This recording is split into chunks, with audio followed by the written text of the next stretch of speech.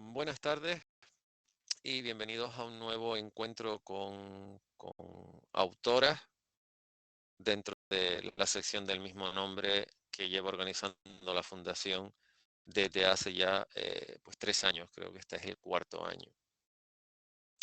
En primer lugar, quiero dar las gracias a la Fundación, precisamente a la Fundación, lo que se conoce como Fundación Cinemas Cómic, por seguir dando soporte y seguir dando apoyo a este tipo de iniciativas que de otra manera sería impensable poder seguir trabajando en esta línea. En segundo lugar, dar las gracias a la Cátedra Cultural Moebius del lenguaje gráfico de la Universidad de La Laguna por un año más seguir apostando por el estudio del lenguaje gráfico de una manera seria, rigurosa y académica, cosa que pues hasta pandemia era una cosa que era bastante difícil hacer en un país como el nuestro. Y en este caso también dar las gracias a la librería del Maldito por seguir dando el soporte técnico que hace posible que este encuentro virtual irá funcionando. Y bueno, yo quiero dar también las gracias al organismo encargado de promocionar el mundo editorial, en este caso el mundo editorial gráfico, por parte del gobierno canadiense, en este caso de la ciudad de Quebec, porque gracias a su labor, hoy puedo estar hablando con la persona con la que voy a estar hablando, porque ella formó parte del grupo de autores invitados al Salón del Comité Angoulême del pasado mes de enero. Y bueno, y esto empieza con una historia que, bueno, ella imagino, no sé cómo la recordará yo, la verdad es que la recuerdo de una forma bastante, me gustó. Eh, en el mundo actual, en los salones de cómic ya es muy raro ver algo que era muy habitual hace una década, bueno, hace un lustro, ni siquiera una década, que era ver autores con carpetas físicas. Eh, ya todo es digital, lo que lleva la gente normalmente pues el ordenador o la tableta. Y es lo que te enseñan, tú le pides a un autor y te saca una tableta o el ordenador incluso un teléfono, y entonces se te puede enseñar los dibujos. Y no, en el caso de la persona con la que voy a hablar hoy, ella llevaba su carpeta de dibujo. Y entonces esto fue el fin de semana, ya era el viernes, Angoulême empezó el jueves, al día siguiente, el viernes, hubo una recepción organizada por la Embajada de Canadá en Francia y estábamos invitados, era por invitación, me dieron la oportunidad de asistir. Y entonces estaba hablando con otra autora canadiense que había conocido el día anterior en el pequeño stand que tenía Canadá en el pabellón donde estaban las editoriales belgas. Y vi pasar a una persona, la vi pasar a ella en este caso, con una carpeta. Que era la típica carpeta, pues, una carpeta así grande, de tamaño, no sé, no tengo ninguna carpeta aquí en mano, pero bueno, una carpeta, vamos a ver, más grande que esta. O sea, el doble que esta libreta, para que se hagan una idea. O sea, carpeta el doble que esta libreta. Y entonces me acerqué a ella, me presenté y le pregunté si lo que tenía dentro de su carpeta eran originales. Y me dijo que sí. Y entonces la invité en la sala en la que estábamos en la sala al lado era la zona donde se tramita el tema de derechos de autor en el salón de Angoulême. Había un montón de mesas y sillas, entonces me senté con ella en una mesa a ver sus originales. ¿Qué es lo que suele hacer un editor?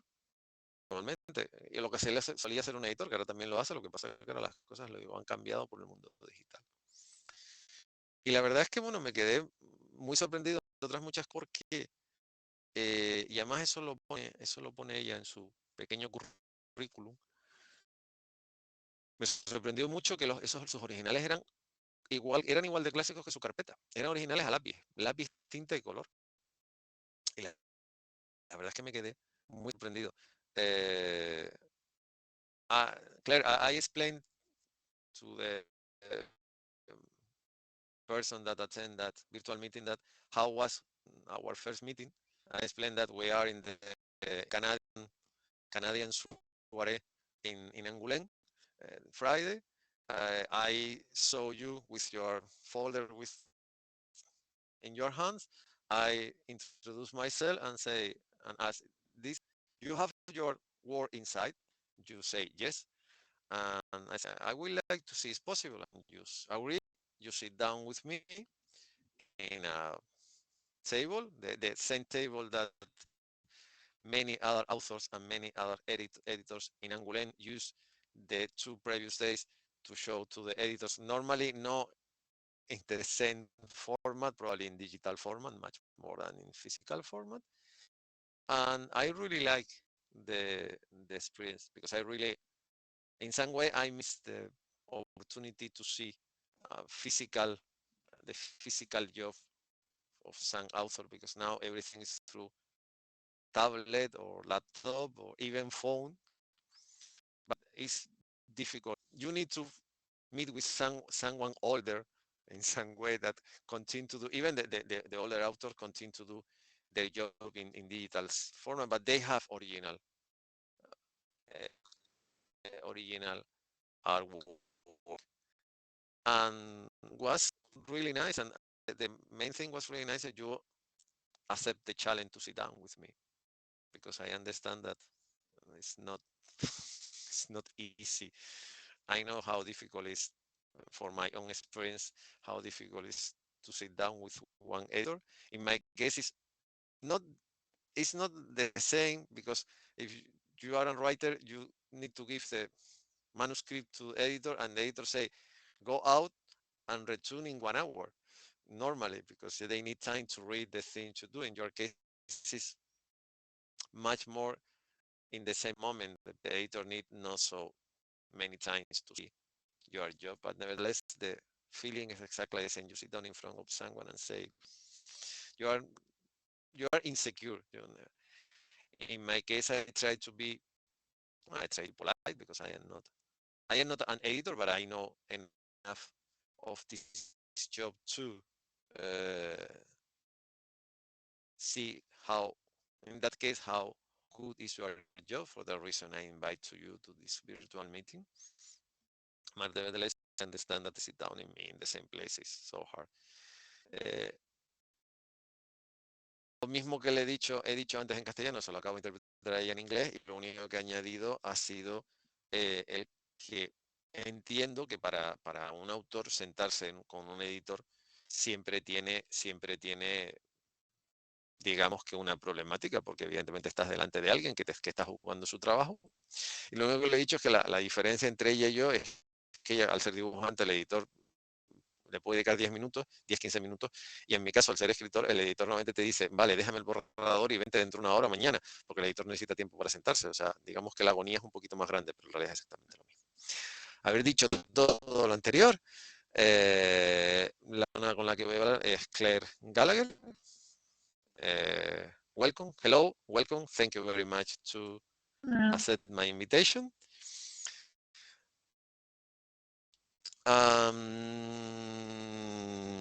What is the first question? The first question, sorry, is always the same. I know this boring, but it's always the same question. I think it's the only question that I need to do. I need to repeat in every well, una cosa. Ella es canadiense y vive en el norte, o sea, el norte pegado a Alaska, en el Yukon, y eso está muy, muy arriba. Y yo sé lo que vive en el norte, porque yo vivo en un país del norte. Yo vivo a 900 kilómetros del Círculo Polar Ártico. Yo estoy ahora mismo sentado con las cajas que hay detrás. Al Círculo Polar hay unos 900 kilómetros. Y ella, how you live in how far away where do you are actually to the, I think the Alaska or something over you, approximately. How far away? So, from Alaska, we are the territory right next door. Yes. And to get to the Alaskan border is about a 2-hour drive from where I live. Pues you are, because if here in Helsinki is 900 kilometers away to Lapland, and Lapland is near to the Arctic. It's exactly something similar, but you are more in the north than me. You are in the north, I am in the north. That was in some way some private joke between all the Canadian guys and the Swedish guy and me from Finland, because people in Angoulême with 14, 15 degrees plus are cold, and we are like in. I remember one comic book artist from Canada. She told me, "I am here like in spring," and my feeling was exactly the same, because it's the previous week before I take the plane. When I take the plane, I think we are 18 degrees minus here in Helsinki. When I arrived in France, was 16 degrees plus. In some way was a shock, and say, wow, it's huge different. And so both in your cases exactly the same. But ya lo han Yeah. ido. O sea, ella está a 2 horas de Alaska. I told that how esa, calculo que como unos 250 kilómetros de Alaska. Imagínense lo alto que está. Bueno, desde situarla, de que la sitúen en el sitio en el que está, vamos a lo que es.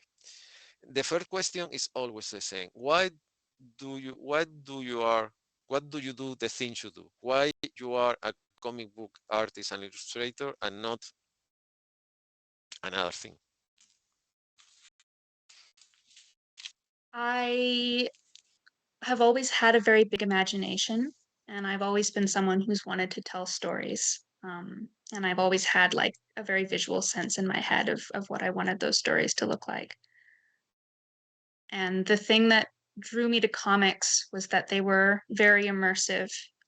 The way a movie is immersive, but whereas movies are made by thousands of people and can cost millions of dollars, comics are made often either by one person or by a very small team of people.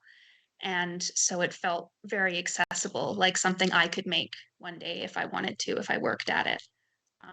And that's, I think, Mhm, what drew me to it. You know, being able to create stories that were really immersive and could connect so well to an audience, but that I could make by myself whenever I wanted to start. And that's what got me mhm. into them.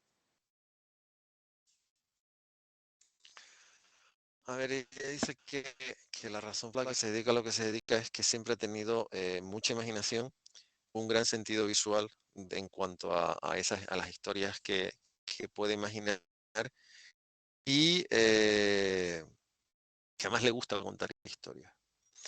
Le gustaría contar historias a nivel cinematográfico, pero el tema es que o sea, ella con su imaginación podría tanto plantearse hacer una película como hacer un cómic.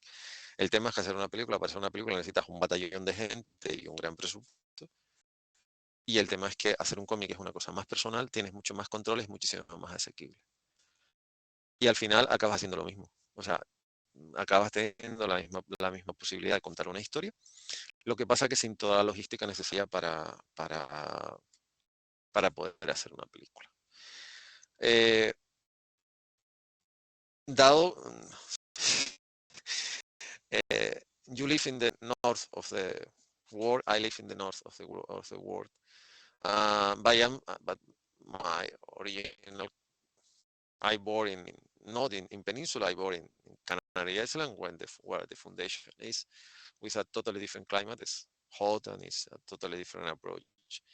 Uh, do you live that you you told me in in a message, the one thing you really like is the horror stories, and some way this kind of dark stories. Do you think that the place where you live in some way is the best scenario to create that? Do you have, because you live in that place, your approach is, I don't want to say so dark, but because you live in that place with this weather, for you it's more easy to imagine these horror tales that usually, for example, in some different climate, or it's because you really like the horror things and monster things and these creepy things that for me are wonderful, but for many people are horrible. One thing, because I know I need to say in Spanish. Yo le he dicho que, dado que ella y yo vivimos en el norte, pero yo soy de un clima, yo nací en un clima más cálido, yo entiendo que el sitio te puede condicionar. O sea, el escenario geográfico en el que vives te puede condicionar. Y ella me ha comentado en sus mensajes antes de tener este encuentro virtual, que ella tiene mucha creencia para todo lo que sea terror, eh, fundamentalmente eso, historias oscuras, historias terroríficas y demás. Yo le he preguntado que si ella cree que el sitio donde vive, porque yo tengo asumido que la visión que puedes tener tú de una historia viviendo en un sitio como el que yo vivo es la misma que viviendo en un sitio como Canarias, es totalmente distinto. Aquí, por ejemplo, hay meses que estamos casi todo el día de noche, y eso no pasa en otro clima como le puede pasar a ella. Yo le he preguntado si el escenario en el que vive le ha condicionado a la hora de tener esa querencia por el horror, o simplemente es porque le gusta. No, sorry.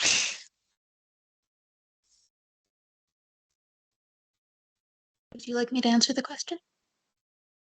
Yes, yes, please. Okay. Um, yeah, living in the North has absolutely had an effect on my writing and my decision to write horror specifically. I grew up reading Northern Yukon and Northwest Territory folktales, and a lot of them deal with the fact that the landscape that we live in is very dangerous and can kill us very easily. And that's something that those of us who live here have to deal with on a pretty much daily basis. And even though we love our home and we love the landscape and it feeds us and it shelters us, it can also kill us. And that tension can be difficult to live with. And if you think about it all the time, it would just drive you crazy. So I think fiction is a way that people who live here have been processing that danger and that tension for thousands of years. And it's a way to process difficult emotions in a context that you have complete control over. You know, if you're writing the story, you decide what happens and you decide when to make the situation dangerous and when to take the characters out of it. And if you're reading it, you can always stop and take a moment to process whatever emotions you might be having. And I think that's a useful way to engage with things like Ujú. fear because you're being introduced to difficult emotions in a context that you have control over. So then if you encounter them in a context that's more real that you can't necessarily get away from in the same way, your brain has dealt with it and is more used to it. And I think that helps rather than just only being able to think about the physical danger that you're under all the time. I think that was a little long, sorry. I can break it No, down. no, no, no, no, no, no, no, no, no, no, no, no, no, no, no worry, no worry. If I need to say stop, I say to you. He dicho que sí, que vivir en el norte, en el Yukon, eh, que le ha condicionado porque hasta digamos que las historias, los cuentos de hadas que puede haber en esa zona, hablan todo de lo mismo. O sea, el territorio donde vive puede ser muy bonito, puede ser muy atractivo, puede tener unos paisajes preciosos, pero es un territorio tremendamente exigente, puede llegar a ser tremendamente hostil y tremendamente peligroso, hasta el punto de que te puede matar. O sea, tienes que donde vives. O sea, el escenario en el que vives es muy peligroso. Por lo tanto, tienes que buscar recursos para poder asimilar dónde estás y cómo puedes vivir el día a día. Entonces, una forma de procesar la tensión constante que sufres precisamente porque estás en el escenario en el que estás es poder, digamos que en el caso de ella, escribir y dibujar historias donde tú seas controlas la situación. E incluso llegado a un determinado momento poder tomarte un respiro, poder parar y seguir hacia adelante, porque de otra forma es muy difícil. En realidad, digamos que su creación viene a ser como una suerte de bálsamo que le permite hacer frente a eso, a cómo puede ser en Finlandia el hecho de aceptar que durante 3 meses vives casi más horas de noche o sea, tienes menos horas de luz solar, que estás más tiempo oscuras, por decirlo claramente, o quieras que no, también te puede acondicionar, porque no solo es a nivel de que no tengas luz, todo eso se nota, el cuerpo se ralentiza porque el cuerpo no está acostumbrado en principio a que, sobre todo en el campo del verano e invierno, en verano además es lo mismo que le puede pasar a ella, El verano prácticamente no se hace de noche, en invierno prácticamente no se hace de día. Y tú tienes que buscar recursos. Y su válvula de escape, y imagino que la de mucha gente, busca algo que le permita asimilar precisamente en la situación en la que vive.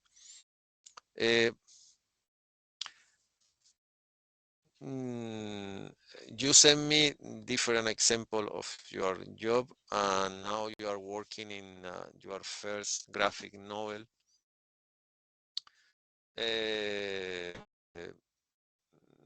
This is the one cover. It's really, really nice. And one thing, why do you choose to continue to do the things in the older way? To, I suppose, write. I don't know if you write with pencil or with a computer. It's the same, but Mhm. I suppose, you use pencil. Not only the computer use the pencil, but in that terrific moment in our history, with everyone use the much better phone, computer, laptop, da da da da da da da, and everything is virtual, everything is with the machines. You decide to do your job in the older, with the old old-fashioned way. It's because it's some kind of election, or if you are more comfortable with this approach of your job. Um, so the reason I use traditional media, both when I'm drawing and actually when I'm writing, when I write the first drafts of my scripts, I write them by hand in journals, and then I only switch to a computer when I'm writing my second and third draft. And the reason that I do this partly is because it limits my ability to edit. I'm a perfectionist, and I know that if I worked digitally and had the ability to just fix the art forever, I don't think I would ever stop. I would always need to make it more perfect, more exacting. There would always be another thing that could be made better. And I think it's helped a lot with my art practice to be able to work within limits so that I have a stopping point. You know, I do the line art and then I erase things and make corrections, but after a certain point, I need to be satisfied enough with it that I can draw the ink over, and at that point, I can't change it anymore. And I think that makes my art more human. And it also means that I get more work done because I finish a piece and move on to the next one rather than just obsessing over how perfect I can make a single piece forever. And I think that's been very useful towards my art practice. I understand your feelings, trust me. Very well. Very well. Much more than you even believe. Not with not with the not with my writing, because even I take all my notes with pencil in a physical Mm. paper. In one moment I forget and I use a computer. But when I make an exhibition, at last my process is exactly the same. I want to do, and I accept that when you finish one cabinet, you need to go to the next, because it's not you never finish. You only spend one day with one cabinet, and it's exactly the same you explain. A ver, le he preguntado, porque lo dije al principio, que ella sigue trabajando con el sistema clásico que es un lápiz, un papel, una goma, después tinta y después eh, color. Y le he preguntado si es una cuestión de estilo, una cuestión o sea, si es una cuestión de conservar el estilo, o sea, hay una razón más allá de. Y ella me ha dicho que le gusta trabajar de esta forma, porque ella es una persona muy perfeccionista. Y de hecho me ha confirmado lo que yo pensaba, que sobre todo el primer borrador del guión, lo hace a mano, en un cuaderno, como estoy ahora mismo tomando las notas para poder interpretarla. Bueno, esta es una de sus historias. Sorry but This is your first job. Well, you told me. Yes, yes. Okay. There Yeah. is the cover and 12 page, Yes. and it's really. I like your name in the laptop. It's the same. Sounds yes. Don't say anything. I suppose everyone understand, but I like. It's so nice. I like the design. It's really nice. Um, y él me ha dicho que otras razones por las cuales trabaja de esta manera es que si lo hiciera digital no pasaría a la primera página, porque estaría todo el día pensando en cambiar una cosa y otra y otra y otra y otra. Entonces, aquí tienes la opción de, sí, al principio lo haces con lápiz, borras, sigues dibujando, borras, al final no te queda más remedio, no te quedan más cáscaras, como se dice en nuestro país, que entintar color y siguiente página, porque si no sería imposible, según ella, pasar de la página 1 a la página 2.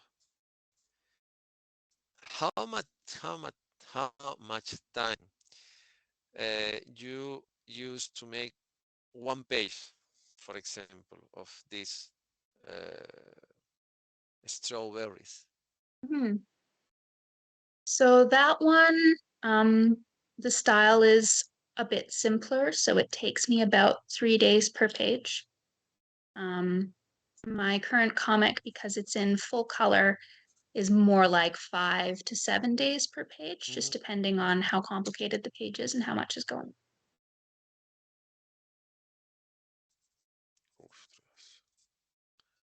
I saw, sorry, yo vi las páginas de lo que estoy trabajando y when I saw your job in Angoulême, I say, my thought was, because I know that of a normal comic book, the normal comic book artist in digital format, they spend 3 days to finish a normal page, even more. Sometimes even more, depends how complex it's a plus page or a simple page, depends how many panels have the page.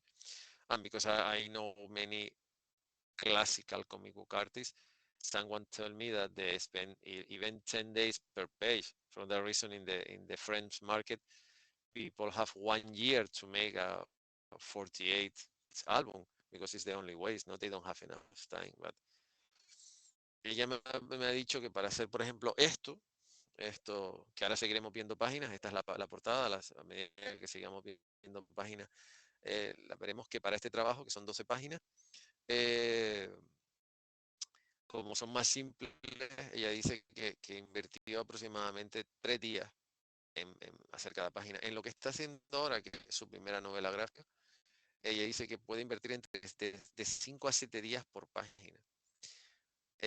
How many pages is your next project? Um, well, the script is 282 pages. I have 30 Sorry, pages, how much? 240? 282, of which I've drawn 30 so far. Mm, sorry, my first book, sorry to the comparison, but my first book was 303 pages.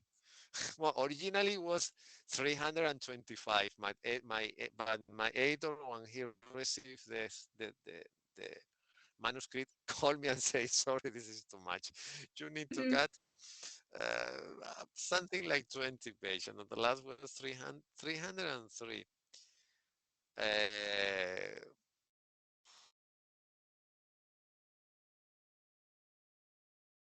Uh, Sorry from the question, but you see the next page of this. Uh, you in your idea is to make one page from every page of the script, or one page from 3 pages on the script. Um, it depends on how much dialogue. Um, I've got spots where it's about 5 pages of script per page of comic. If there's very little dialogue, if there's a lot of dialogue, Mm. it's it becomes more like 2 pages of script per 1-page comic, more like a one-on-one thing.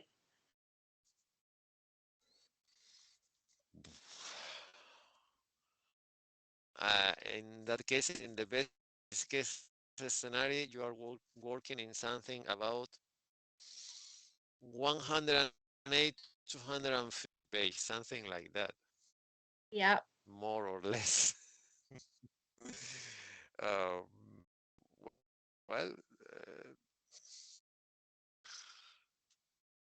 I the thing is, I saw something that some example I look really, really, really, really, really nice.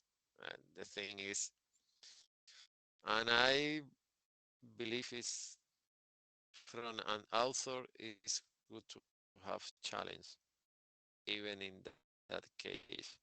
But nevertheless, from someone that defining her by his CV, that is only the beginning of the idea, is, I don't know, le he dicho perdón por no interpretar como debo. Le he dicho que para un autor, le he dicho aproximadamente que ella me ha dicho que depende, son casi 250 páginas de guión, que depende, hay páginas que a lo mejor 5 páginas del guión son una página de cómic, en otros casos 2 páginas son una página de cómic, en otro caso una página del guión es una página de cómic. Yo le he dicho que aproximadamente esto va a salir cerca de 200 páginas. Y también le he dicho que es bueno para un autor tener retos, sobre todo cuando estás empezando. Pero ella se define como una autora novel que ha hecho lo que ha hecho. Fíjense esta página con You have I don't know how to describe, because, and the thing is, because I saw other examples of her job, this and the page you show me in Angoulême, you change between one job to another. It's the same style, but it's not exactly the same. Because I'm in my mind, one page you show me, and it's not exactly just that exactly that exactly. That's my point. Exactly. Le he dicho que está viendo la página que está en la pantalla, la que tiene ella. Esta es la página del relato de 12, una página del relato de 12 páginas, perdón por la reiteración de la página. Y ahora ven esta página, que esta es una de las páginas que vi yo en Angoulême, una de las primeras páginas que me quedé totalmente impresionado, porque esto está hecho lápiz, tinta y color, y está hecho a mano. Y además en el formato que está. Y el estilo, y le he dicho que el estilo es totalmente distinto. When you create something, you adapt your style to the screen that way the screenplay, or you have different style and you combine some influence with another influence, and depend what do you read is what do you draw. I generally will adapt my style a bit to the project. So the reason why Strawberries looks the way it does is the publisher wanted to do risograph printing, which is only in 2 colors. So that put a very specific limit on how I was going to draw that comic, because I could only use 2 types of ink. So I chose black and pink. And then everything else I would be using a lot of white space to compensate.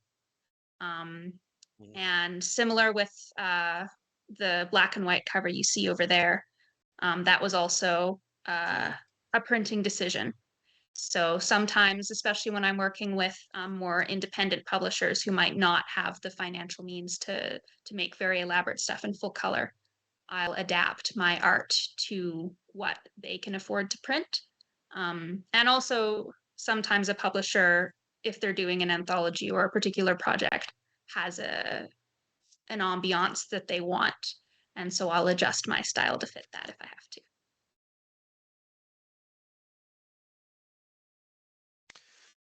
me ha dicho que ella adapta su estilo según las necesidades del proyecto. Por ejemplo, el caso de la portada que visto antes y de visto antes, en realidad había una limitación, o sea, en el caso de estas páginas, el tema es que podía usar solamente, aparte del, evidentemente del blanco de la propia página, negro y rosa, o sea, podía usar dos colores. Entonces ella adaptó, aparte su estilo a lo que decía el guión, también a las necesidades de impresión. Y en cambio lo que tiene en la mano, que es su novela gráfica, que fue lo que yo vi físicamente, o sea, solo he tenido yo en mi mano en Angoulême, igual que lo está sujetando ella, eso yo directamente me senté cuando estaba en la mesa, cogí los originales y me los puse delante. Es, de hecho, una de esas páginas. Y entonces, claro, el estilo es totalmente distinto. Y dice que muchas veces, que no es lo mismo, una cosa, depende con quién trabajes, puedes dar más rienda suelta a tu estilo. Y esa es la diferencia. Ahí está, yo creo que el quid de la cuestión. Y en cambio, esto, que es una cosa más personal, que además lo está haciendo con sus propias reglas, pues aquí, por ejemplo, predomina el color. No es que tenga una paleta de colores enorme, pero sí, evidentemente, tiene más otra historia. You are working with some editorial, because I really don't know. I talk with you and another three more Canadian authors in Angoulême. There are some published in Canada, some published in France, and some even published in United States because it's more easy from them. But do you have this project with some editorial in mind, or you are working because you want to do, and when you finish, you begin to knock in the door to all the editorials in your country, or even in United States, or even outside Canada? So yes, I have a publisher currently with Hecate Press. So they're the only publisher in the Yukon, but they're a very small press. So this particular project is too big for them. So I am actually in the process of looking for a larger publisher. So I'm going to pitch to several publishers in Canada, and then there's a few in the United States as well.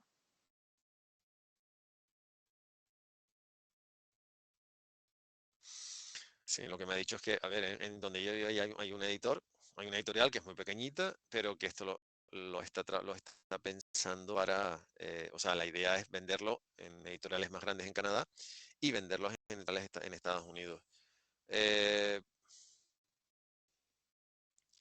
I know that the distance is too bigger because France or Angoulême is a good place to do, for example, because there are, I don't know, 300 editorial in Angoulême this year, something like that, maybe more. I think there are 30 or 40 times more editorial in France than in my country, and France is smaller than in my country. In Finland, there are only 4 editorial that publish comic, and in Spain there are, I don't know, 20, 25, maybe more, maybe less. And in France, I think that I don't know how many editorials there are in not in France, in Angoulême. I think it was 400 and something. I think it's a good idea, and even even in Spain, it's a really good idea. But do you have in mind when do you finish this, or because you actually only work in that project, or you are do something apart of that? Right now, this project is my main focus, partly because I'm at the point of pitching it at publishers. So I'm finishing my script editing and I'm starting the pitch process in the next couple months. But I definitely bounce between projects. I took a break off of this one when I got hired on to make Strawberries, the 12-page comic with Hecate. And I'm also a working musician and I do commission work for art. So this sometimes gets put on the back burner while I take on other projects that are, more likely to pay the bills a little faster. But at this very second, this is mostly what I'm working on.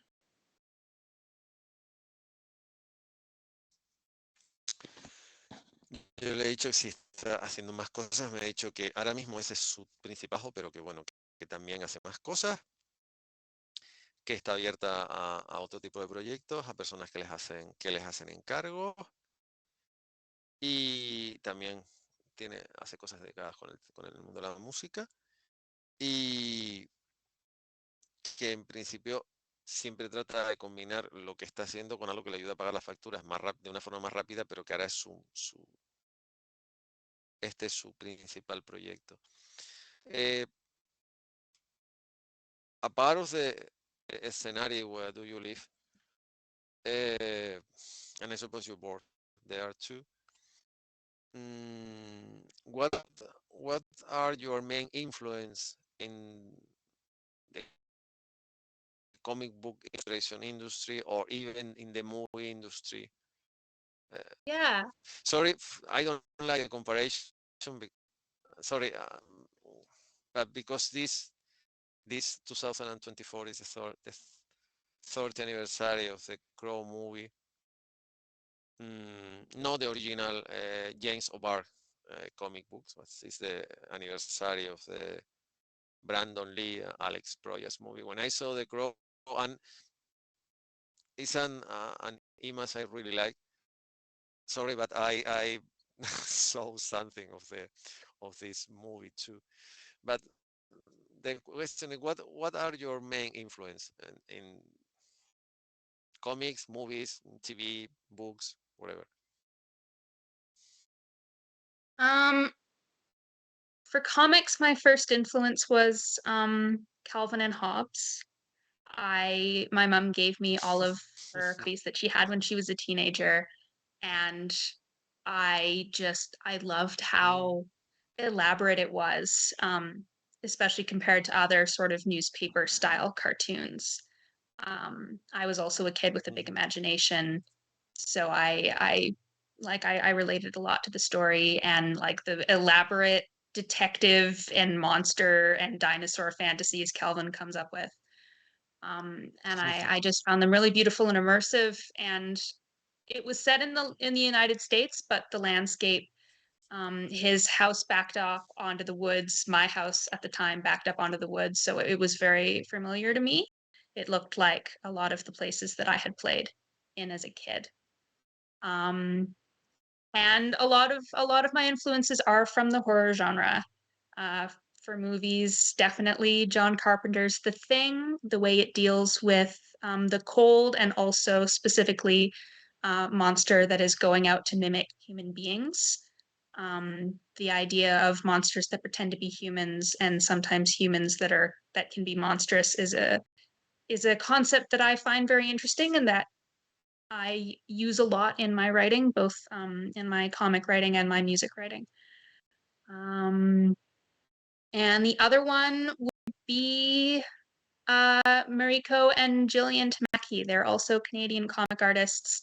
They deal a lot with queer narratives and relationships between people. And I read a lot of their stuff when I was in art school, and it had a lot of influence on, I think, my character writing and how I deal with relationships in my comics, definitely.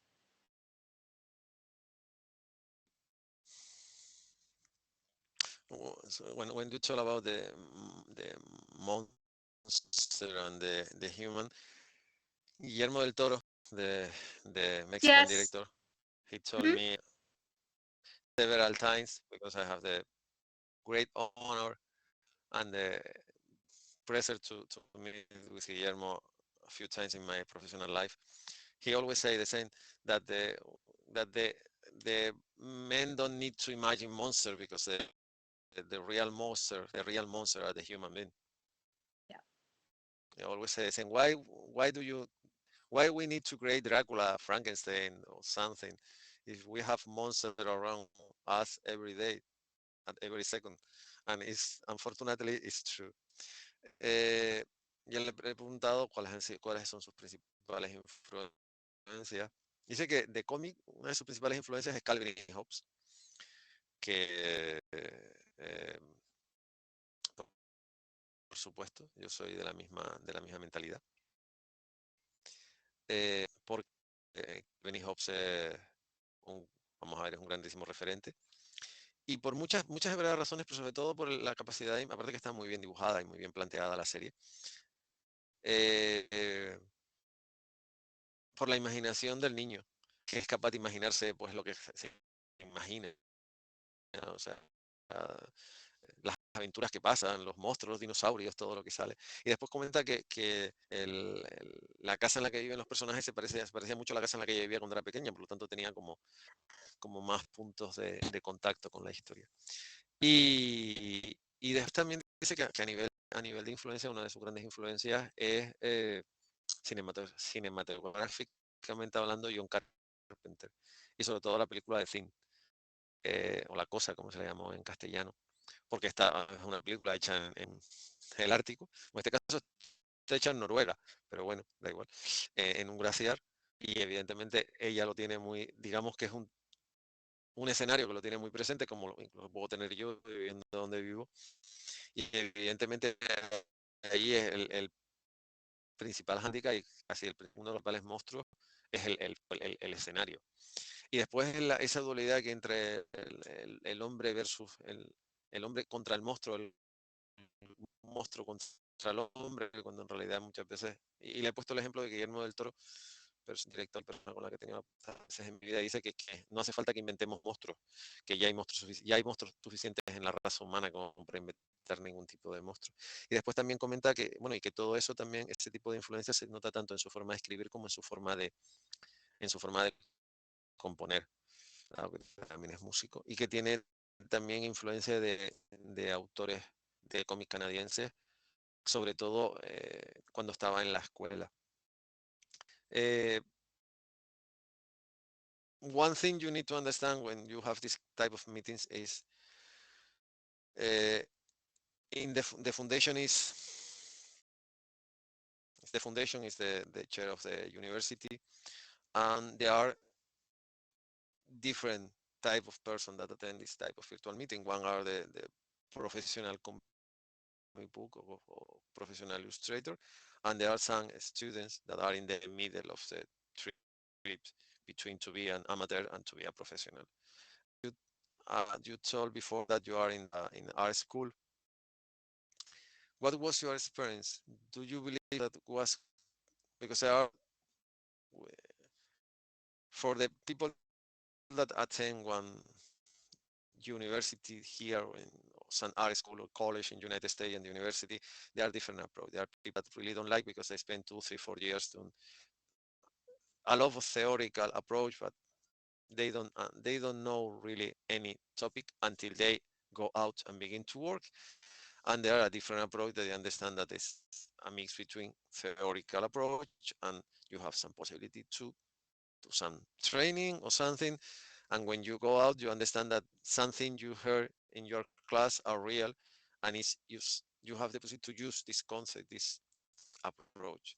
For you was good experiences, or from you was a stay during a few years because you need to go, but when you go out and say, I need more, or I don't really like the experience.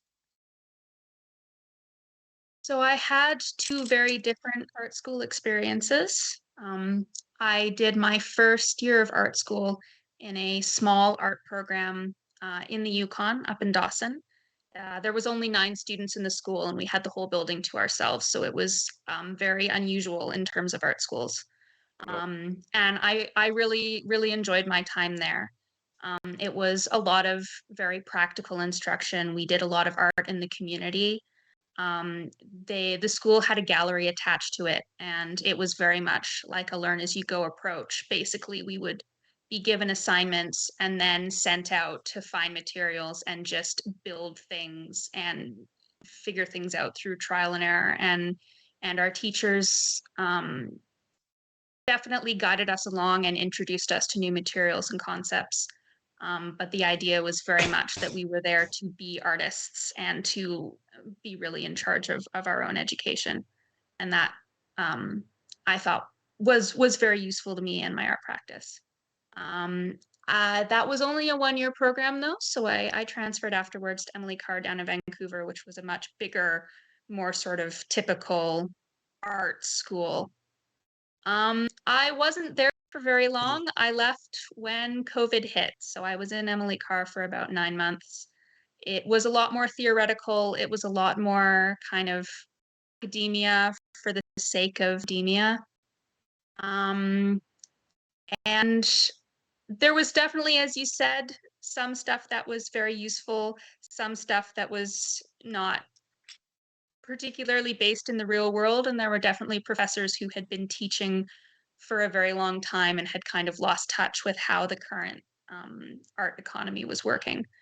But I was very fortunate. I grew up around a lot of working artists, and I got a very good sense of how they made their living. So when I encountered things in university that didn't seem very accurate, I had enough experience from having grown up around a lot of artists and talked to them about their lives and their work to know kind of when my professors were spouting nonsense. And in the end, I left when the plague hit, and I just started working. And as a result, I never went back to school. I do occasionally get asked if I plan to finish my art degree, and the answer is no. Um, I No one who has hired me for an art job has ever asked what school I went to. And at this point, going back to school would both cost me money and also mean time away from the artwork that I get paid to do and that I may learn on the job with. So I I don't know that extremely academic art school is very useful to me personally, but that doesn't mean it's not necessarily a helpful thing for other artists. I think it can really depend. Hmm. A ver, eh, ella ha tenido dos experiencias académicas distintas.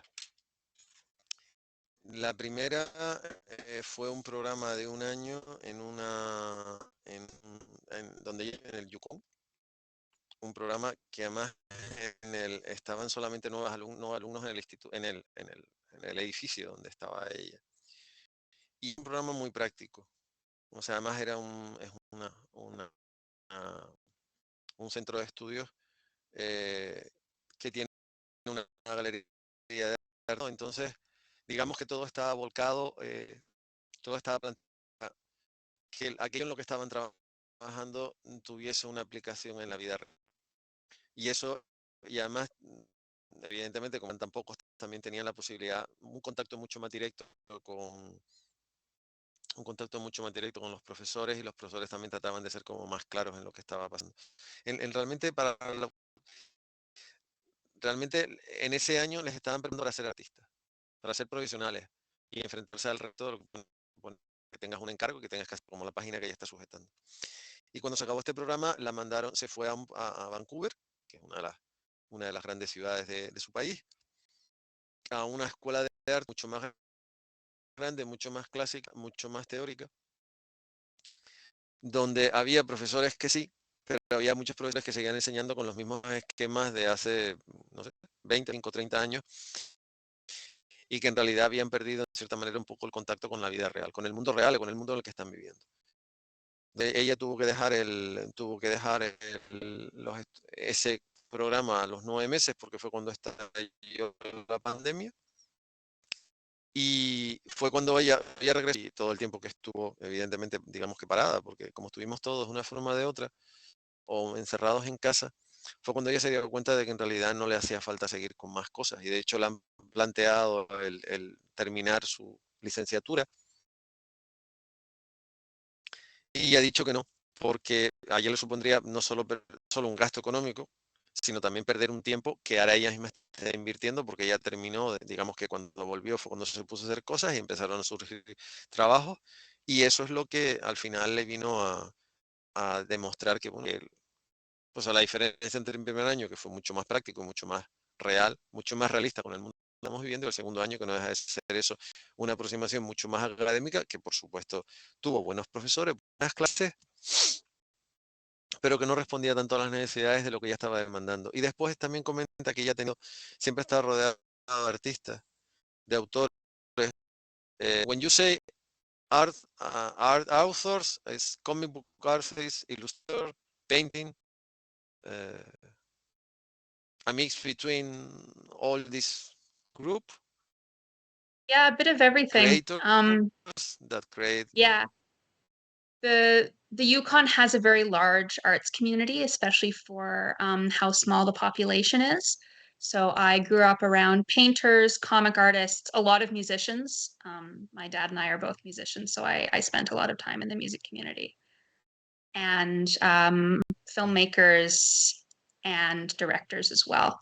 So I grew up with a pretty good sense of what it's like to do art as a living, and also how the industries can be different, but also like the ways in which every art industry is kind of very much the same.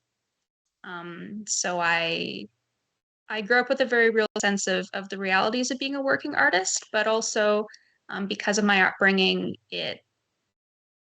I think a lot of people end up with the attitude that um, you have to be a certain type of person to sort of be an artist, but I very much was raised with the idea that this is something anyone can do, and I think that was extremely valuable, more necessarily than any like specific academic thing I might have gotten or degree I might have taken.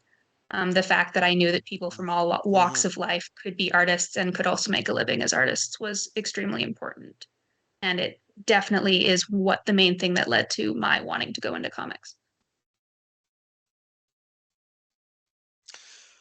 A ver, una cosa que no sabía, que ahora hablando con alguien de esa zona, pues evidentemente ya sabemos, es que a pesar de que la comunidad, vamos a ver, la gente, la población que puede tener el Yukon es pequeñita, eh, como puede pasar con la gente que vive en Laponia, por aquello del, no voy a entrar en el grave comparativo, pero bueno, vive más gente en Helsinki o en Tampere que en Laponia, por una cuestión además de espacio también, que hay una gran comunidad de artistas, músicos, sus padres son músicos, de gente que hace películas, de ilustradores, y en realidad ella ha aprendido, entre las cosas que ha aprendido viviendo en esta comunidad de creadores, es que bueno, que a pesar de que digamos que cada área de creación tiene unas características diferentes, al final todas van buscando lo mismo, todas van buscando eso, crear algo, con unas determinadas herramientas, pero al final digamos que las motivaciones son muy parecidas. Y eso además, evidentemente, al estar tan cercana al mundo de la creación, primero no la hace ajena a problemas, pero también la ayuda a poder enfrentarse al reto de lo que puede ser crear. Y por eso no, por eso cree que bueno, que la formación académica es necesaria, pero que también es necesaria contar con gente alrededor que te vaya pudiendo ayudar en cada paso. Porque precisamente la experiencia que tiene la gente es lo que al final te acaba, lo que yo dije antes, o sea, por duro que te pueda resultar a ti siendo autor sentarte delante de un editor, en este caso si te dedicas dibujante, ilustrador o escritor, tienes que pasar por eso. Si no, para empezar, no sabes si tu trabajo es no tan bueno o tan malo como tú piensas. Y después tienes que aceptar que una vez que haces tu trabajo, ese trabajo lo vas a poner delante de alguien y vas a perder el control. Part of the things you told me, I put that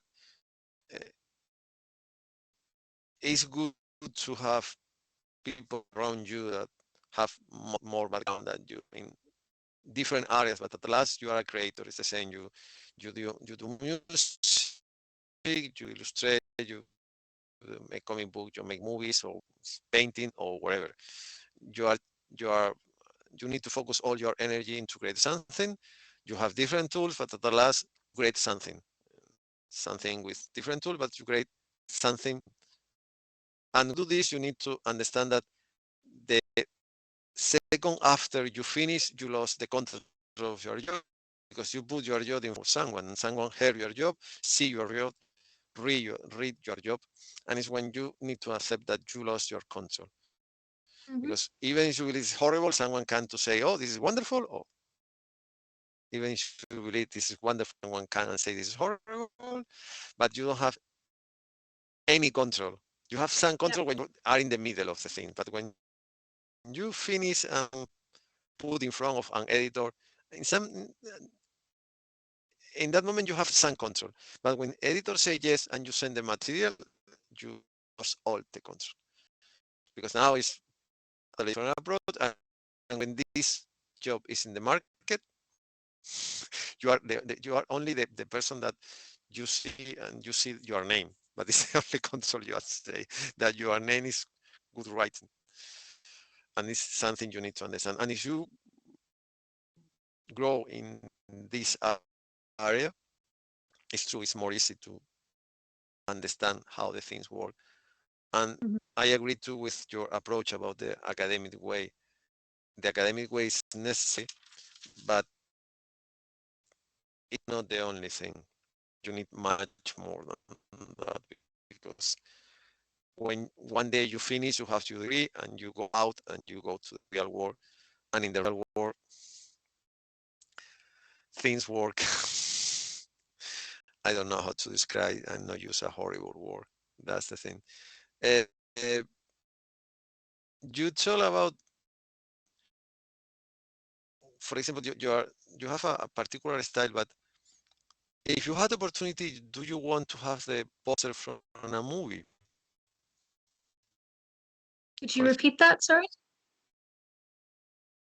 think the line just cut a bit.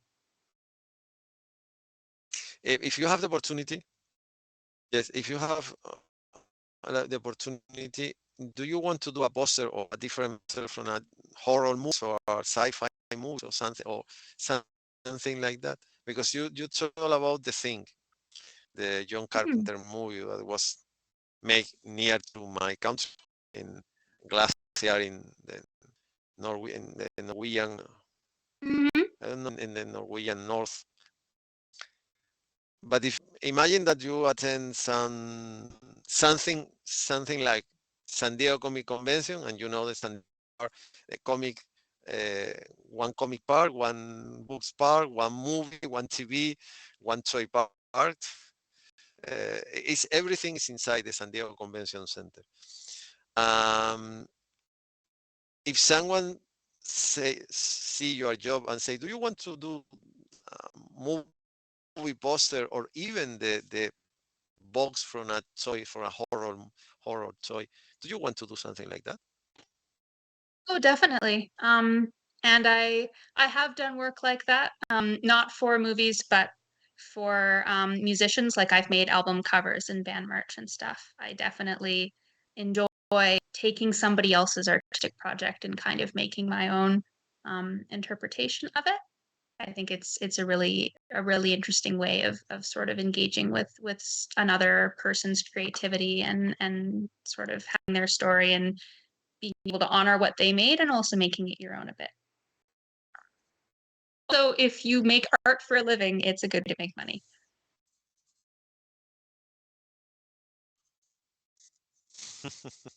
That's true. Mhm. Uh, it's totally fair approach. You should write something for an editor, and someone asks, "Do you want to write something and pay for something from every page you write?" It's a totally different approach. Ella ha dicho que sí, que le gustaría. Yo le he preguntado si le puse el ejemplo de la película John Carpenter, The Thing, que se hizo en un glaciar en Noruega.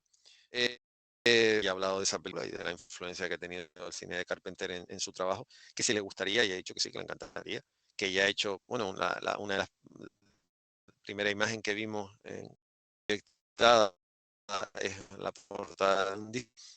Y le gusta el hecho de trabajar con otras personas, con otros proyectos y en base a lo que le digan, combinar la creatividad del otro autor con su propia creatividad, porque eso siempre enriquece y además es un reto. If you want to choose one movie, someone say, what movie do you want to do a poster? What movie do you choose? A part of the thing. Apart from the thing. Um, hmm, maybe Alien. I love how the monsters are designed. And I don't know, space is so vast and terrifying and it's an interesting landscape all its own. I think it's very fun to draw.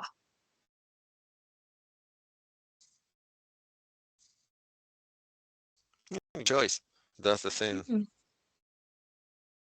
Because one thing, people really, I know that is difficult, but people really like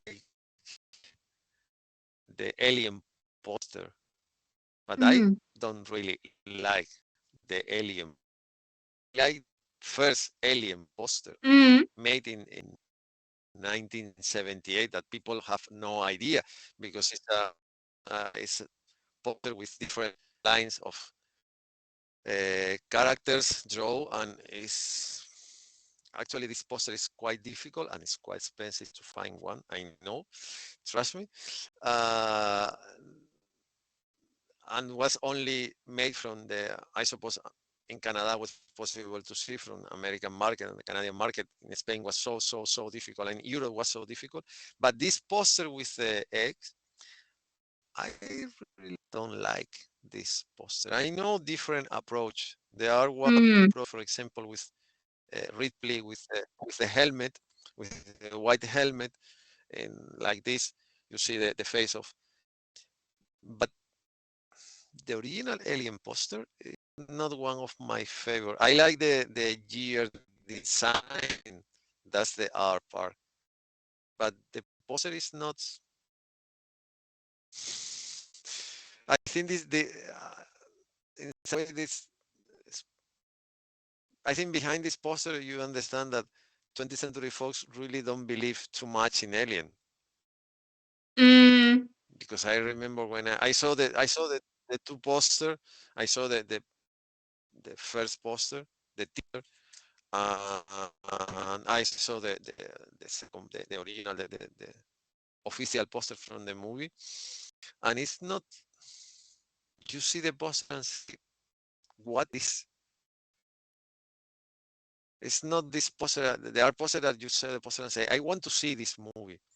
But Mm. with Alien was not. It's really understand me. I really like the movie and I really like the Ridley Scott job in Alien, but the poster was not the best example to make. I I think it's I understand it's not necessary to put everything in the poster. For example, the other example, Gremlins, the original poster, one Mm. box. When someone carry with a box and you don't see anything, but it's much better because your imagination began to think, what is inside the box? Why? Mm. Uh, what is the first question? What is a gremlin?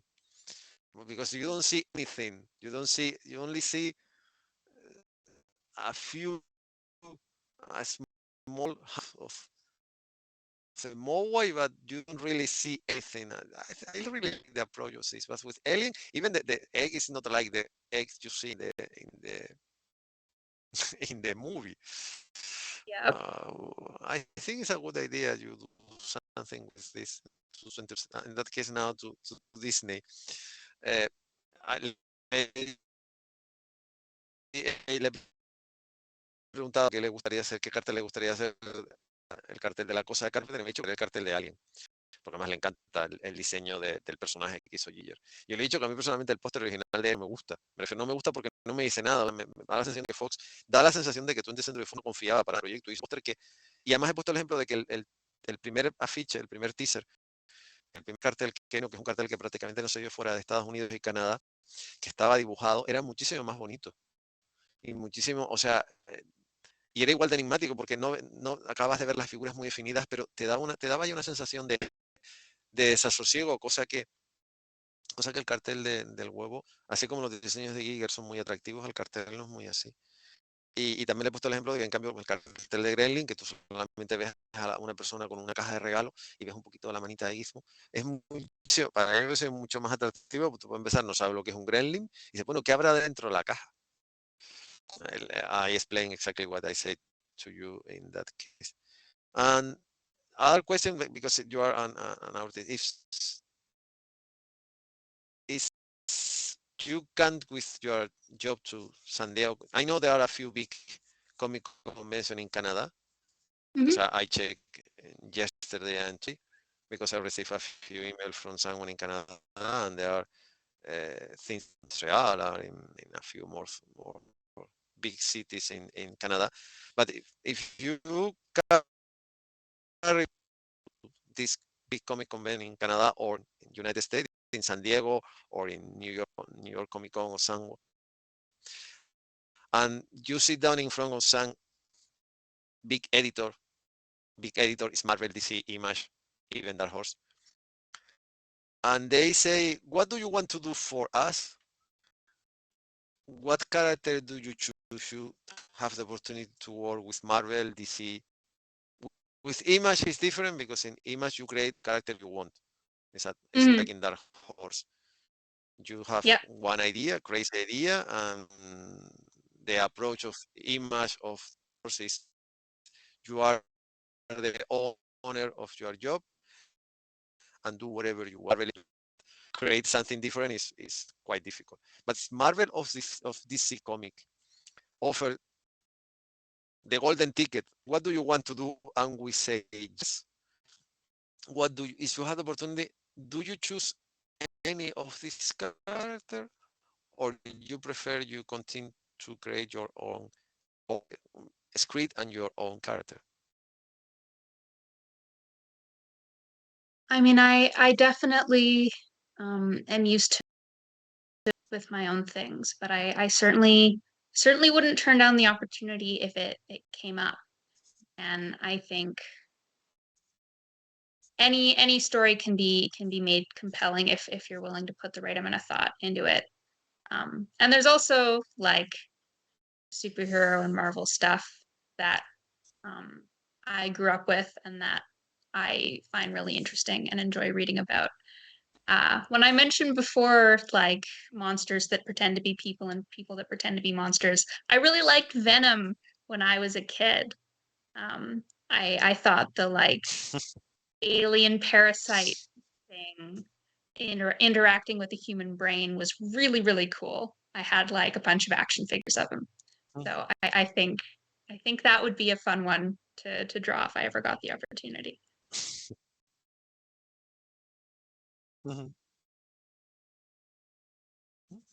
Good example. Ella me ha dicho que, bueno, que a ella lo que le gusta es trabajar con su material, con sus ideas y con sus historias, pero que, bueno, que ella se ha criado leyendo sobre todo Marvel y que tampoco le haría asco. Y dice que si le dieran a elegir, que el personaje que le encantaría dibujar sería Venom, porque para empezar Venom es un simbionte alienígena que se entremezcla con un ser humano y sale un monstruo que es una mezcla entre eso, entre humano y alienígena monstruoso, y que además me parece muy divertido. Con lo que seguro que si le dicen la oportunidad, a ella le encantaría trabajar con un personaje así. And I agree because it's the original Venom and the new version of Venom. Exactly, you have the possibility to combine the human size with the monster size, and even with some kind of sense of humor. Uh, in my personal approach with your style, you will be really good if you draw some Spawn characters, especially the clown, or in that case, the Mm. clown emulator, because your style is not Spawn is different. With there are a few characters in the Spawn universe. I think you are capable to do your own vision. Even with the Crow, the one of the last editorial was published, the Crow was Image. But because in Angoulême I saw some different artists make some version of the Clown Violator and even Malevolgia in my language. I think about and your style will be fixed very well with some Spawn characters, some of the Spawn universe. Le he dicho que aparte de Venom, que su estilo encajaría bastante bien con algunos personajes del universo de Spawn, especialmente con Clown Violator o con Malevolgia, que es el demonio por excelencia, precisamente porque tiene un estilo, sobre todo de Clown, the Clown have this human size and then monster size, and it's I think it's perfect from you. There are a few characters in the Spawn unit that have these two sides, the monster size and the human size. And probably you are capable to do a really good version of this. For example, in one shop that this is, I know this quite, I don't know if it's difficult or not, because sometimes you arrive in the right time, talk with the right person, and you find space to do things. But your style is possible to fix very well with that. Y le he dicho eso, que primero depende de cuándo llegas y con quién llegas y con quién hablas, pero que su estilo podría ser muy bueno, sobre todo eso por la dualidad que tiene en el caso particular del personaje de Clown y Violator. Another question, and normally is the last question, for the same reason I explained to you, because there are persons that you are now working in your first graphic novel, you have previous experience, you have the background, you do different things in different areas, but there are persons that are in the art school, in the university or in art schools. They try to do things in this area, or animation area, or illustration.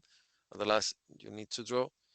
But if someone asks what I need to do to be someone like you, because you are an author that are in the middle, I know this is difficult, because it's difficult to say someone what is good to do and what is not good to do. But if someone, imagine you sit down with someone and someone begins to do and say, I really like your job, I need some guidance, to some help to do. What do you say to person actually in art school, or have? I talked with some comic book artist in the United States, Mark Kirby, and he told me that he always say the same. It's good you have 10 things like this, full of draw and ideas, but in one moment you need to do something with all these ideas, because at last it's not you have thousands of notebook with thousands of ideas, but you don't have anything real. In your case, if someone asks, what do you say to someone have the idea to do something like this or similar? I think you're right about the importance of having like actual fully made projects and not just a sketchbook full of ideas. I think one of the best things is start working on something. If it doesn't have to be the most elaborate project in the world, it doesn't have to be the longest project in the world. Whatever idea you think is interesting that you're really engaged with, and so you have the motivation to spend a lot of time on it. And then like whatever is the most in line with how you draw right now, you don't need to worry about, you have to get a particular kind of style, have a particular level of detail. That will just happen with practice, and the best way to practice is to start projects and then keep going.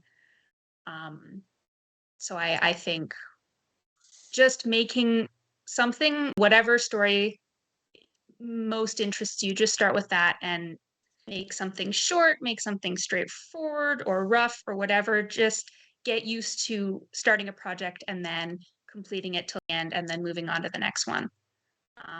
Another thing that's been really useful to me is don't be afraid to draw in public. Don't be afraid to show people your process. I have had a lot of really good conversations with people at every level of art, and I get a lot of attention.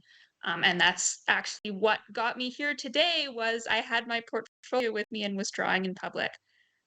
People want to see your process, and people are going to be more engaged if you're willing to show it to them.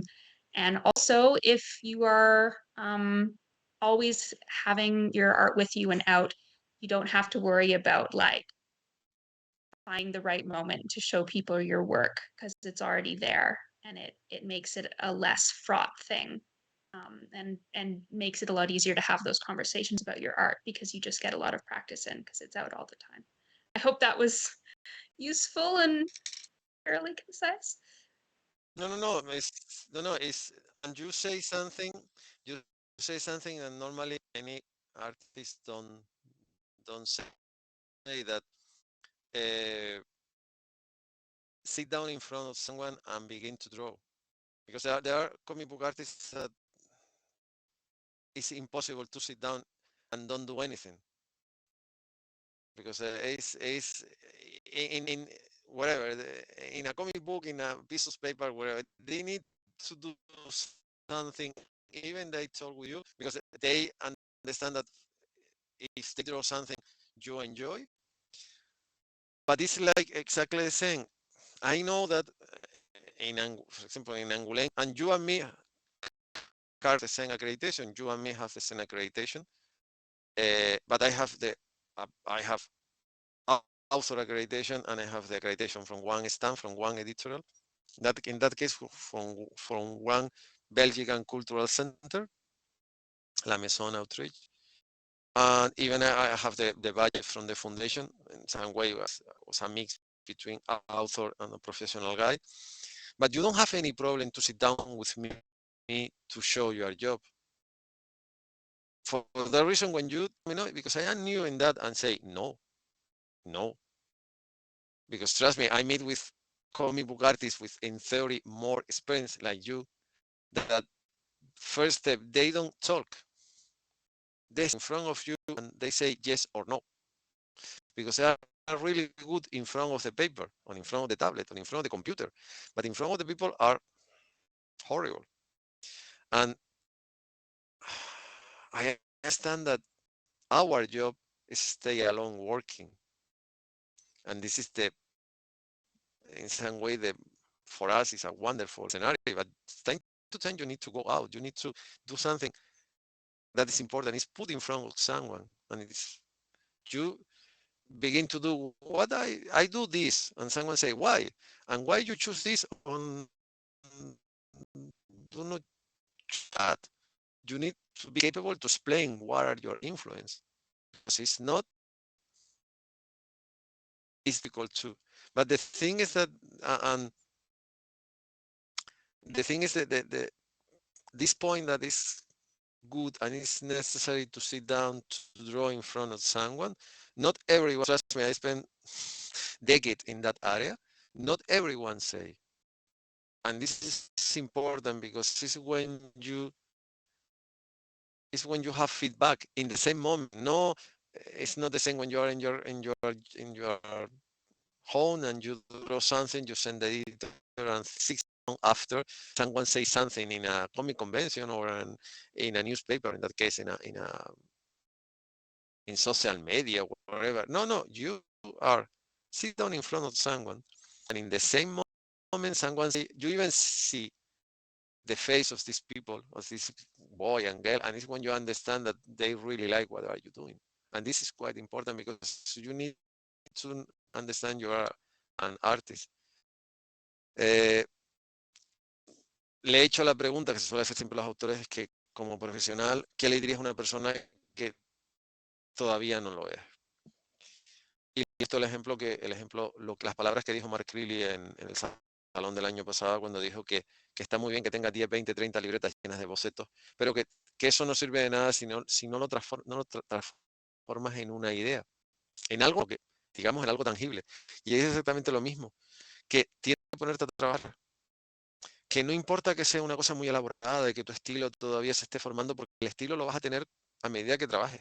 Precisamente haciendo estas cosas, si te planteas una idea, escribes un guión por muy rudimentario que este sea, y haces una planificación de página por muy rudimentaria que sea, eso te va a dar experiencia. Y sobre todo, lo que te va a dar experiencia es hacer un proyecto, empezarlo, terminarlo y seguir con el siguiente. Y después ha dicho algo, y eso es lo que le estaba diciendo ahora mientras hablaba con ella, perdón, es que también hay dos cosas que son muy importantes. Una es el tener contacto con las personas y el ponerse a dibujar delante de las personas, que es una cosa que no todos los artistas te dicen. O sea, es importante tener contacto, sentarte en una mesa redonda, contar y no sé qué, contar cuáles son influencias, por qué haces lo que haces, cómo empezaste, cómo eras de pequeño, todo lo que sea. Pero es importante también sentarse delante de una persona o delante de muchas personas a ver cómo dibuja, porque eso además te da eso te da un contacto directo y te da una respuesta directa a lo que tú estás haciendo, y eso es muy importante. Eh, I don't ask because I suppose that a part of read Calvin and Hobbes. I suppose when you are smaller, you draw a lot.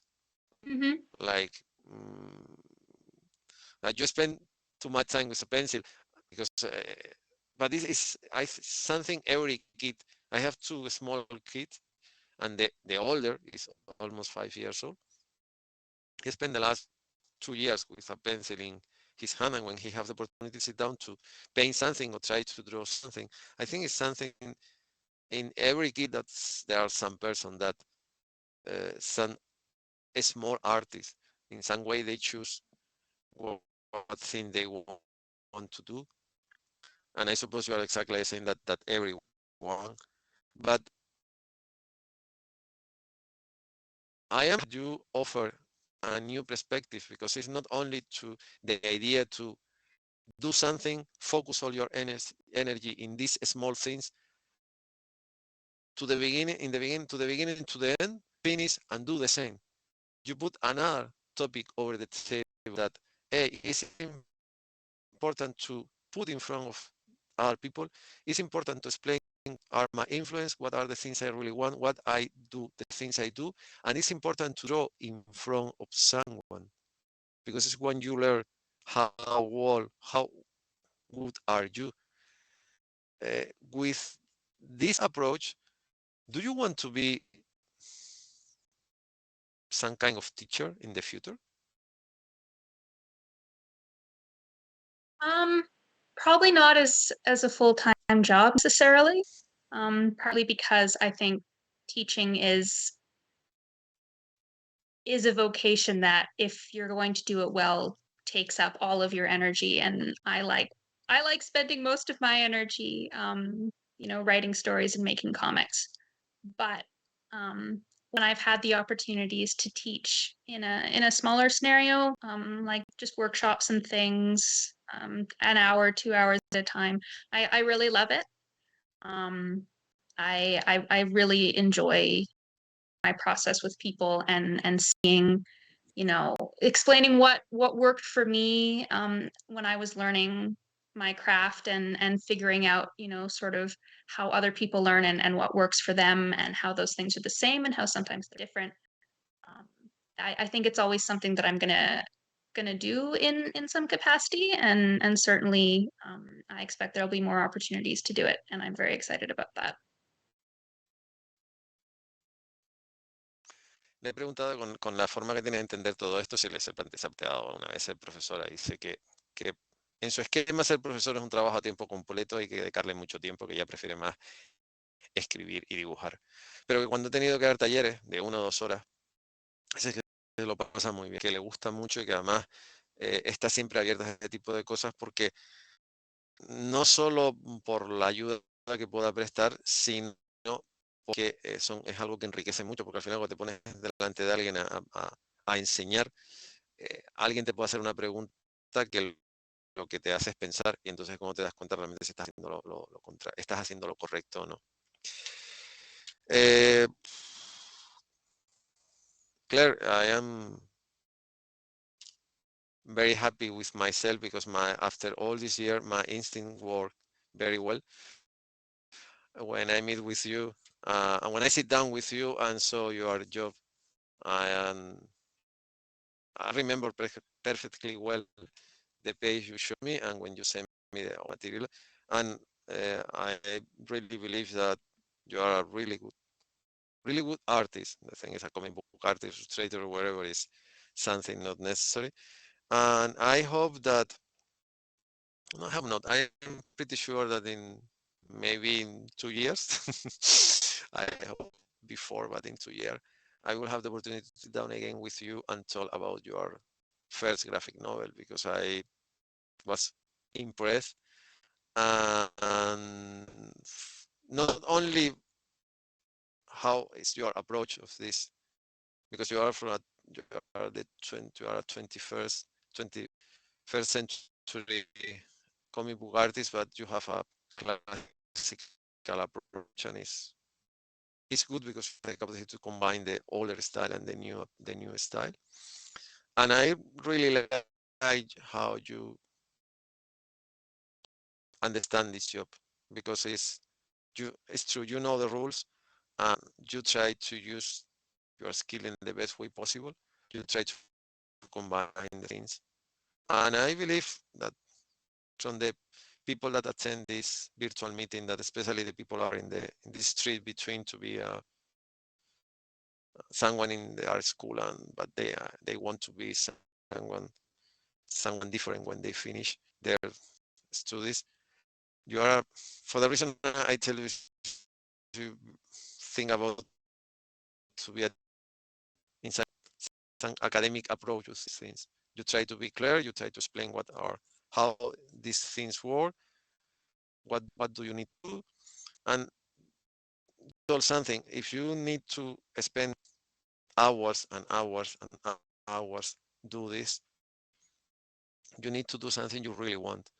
And I remember when I asked you something about your job in Angoulême, when your answer, you show like the things you do. You really enjoy the things you do. And this is really nice, because unfortunately there are many people that only think to pay. It's important to pay the bill, but it's not good. You lost the spirit in the middle, and you really really enjoy. And I hope people understand in the same way. Le he dicho a ver, y no me gusta presumir, pero que mi instinto sigue funcionando, porque me gustó, o sea, cuando la vi, me gustó, cuando nos sentamos, la forma que presentó las cosas, me gustó la forma en la que me habló del trabajo que estaba haciendo, la forma en que lo defendió. Y además ella es una buena muestra de que puede ser una persona del siglo XXI sin olvidar lo que se hacía en el siglo XX, que sabe combinar lo antiguo con lo nuevo y que además le muestra muchísimo interés. Y que hay que trabajar, hay que pagar las facturas, todo lo que ustedes quieran, pero también hay que, si vas perdiendo un poco del espíritu original por el camino, al final se implementarás páginas de cómic como el que recoge naranjas de un árbol, que me parece un trabajo muy respetable, pero no es lo mismo.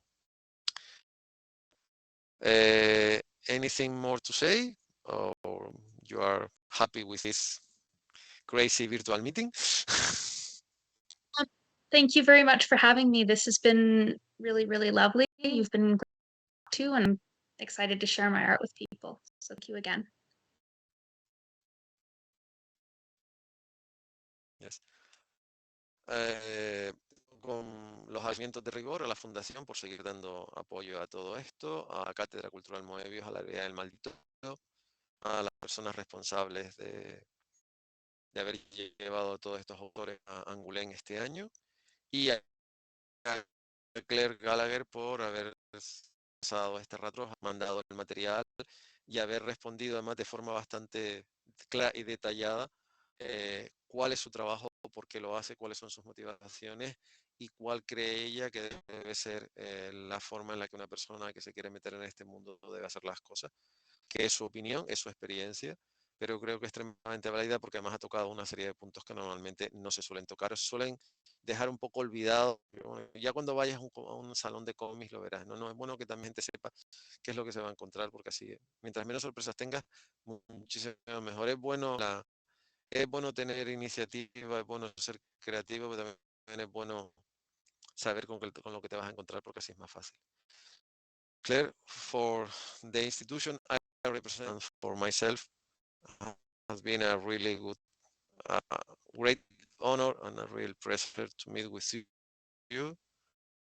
And thank you very much for sit down with me in Angoulême